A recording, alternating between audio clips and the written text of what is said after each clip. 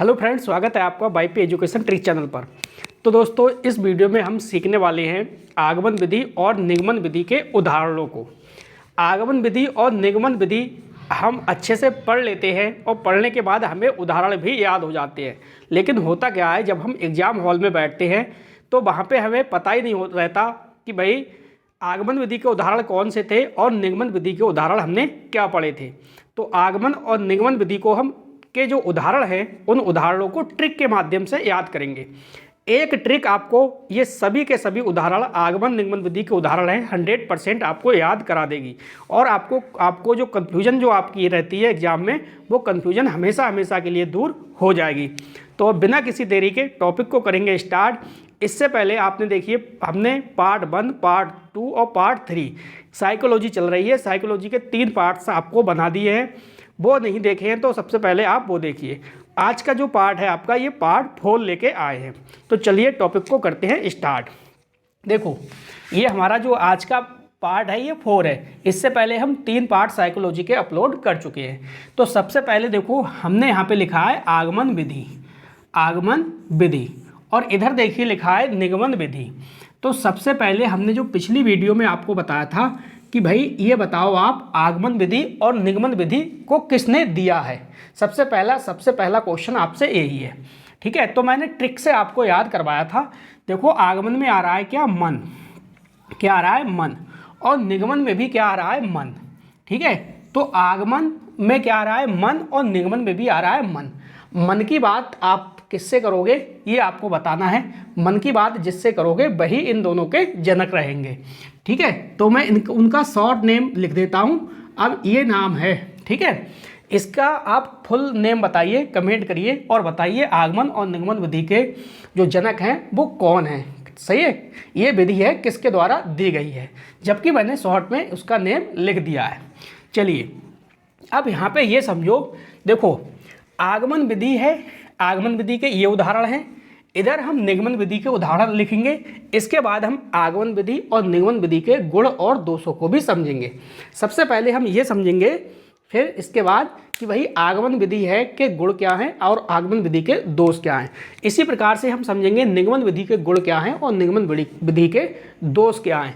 तो सबसे पहले आप उदाहरणों को जानो, क्योंकि यूपी जो टेट का जो एग्ज़ाम होता है, यूपी टेट के एग्ज़ाम में यहाँ से बार बार क्वेश्चन बनता है और बार बार क्वेश्चन हमारा रॉन्ग हो जाता है, ठीक है। तो इस कन्फ्यूजन को आप दूर करिए।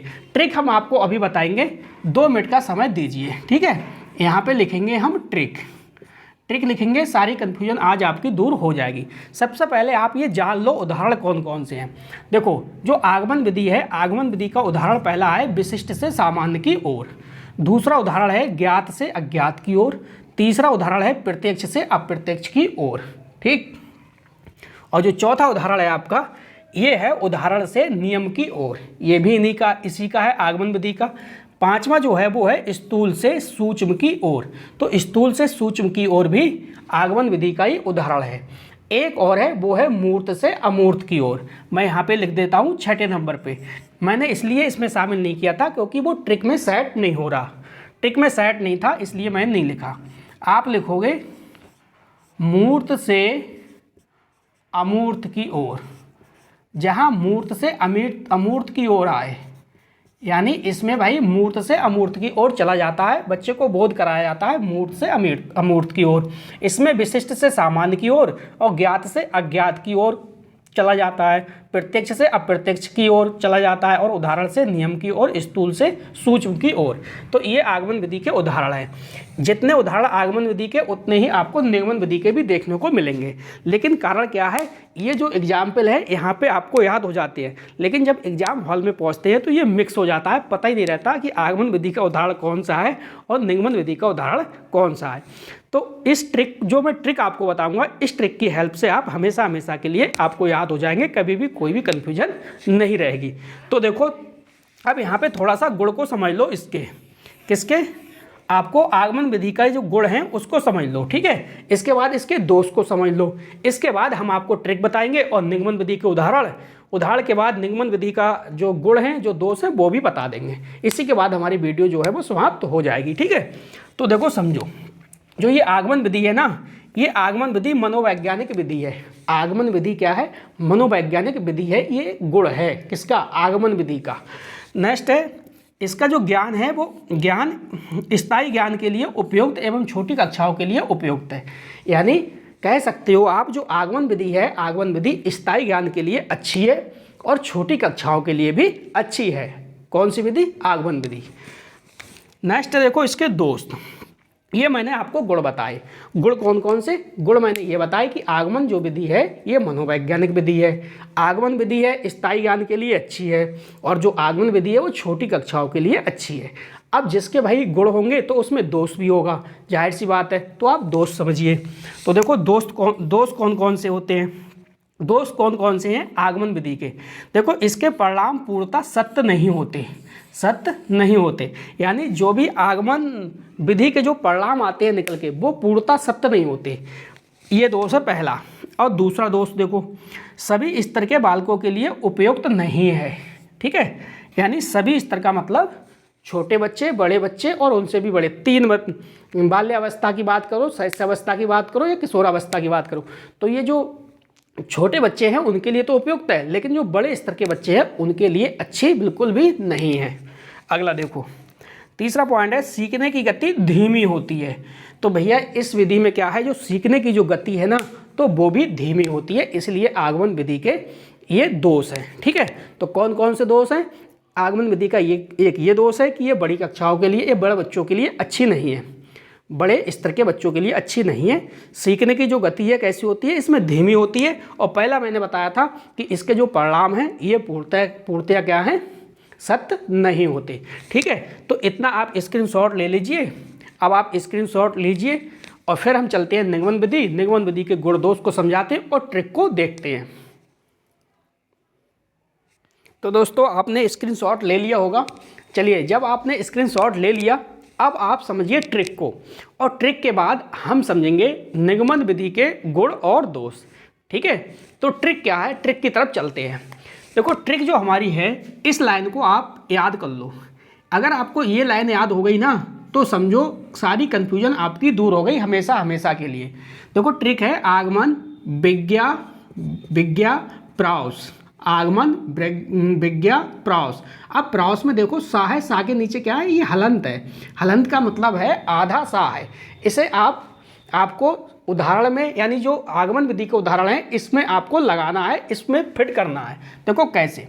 अब यहाँ पे देखो एक एक शब्द को समझिए।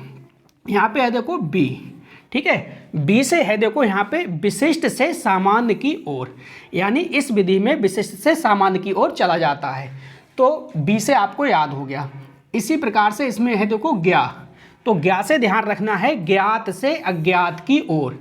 क्या है, ज्ञात से अज्ञात की ओर। ठीक है, और आगमन से तो आपको पता ही है कि आगमन विधि की चर्चा हो रही है। आगमन से क्या है, आगमन विधि के उदाहरणों की चर्चा हो रही है। बी से हमने समझा विशिष्ट से सामान्य की ओर, ज्ञा से हमने समझा ज्ञात से अज्ञात की ओर, और देखो यहाँ पे है प्रा, तो प्रा से हम समझेंगे प्रत्यक्ष से सामान्य की ओर। क्या, प्रत्यक्ष से सामान्य की ओर। इसी प्रकार है ऊ है, छोटा ऊ है, तो इसमें समझेंगे उदाहरण से नियम की ओर, उदाहरण से नियम की ओर।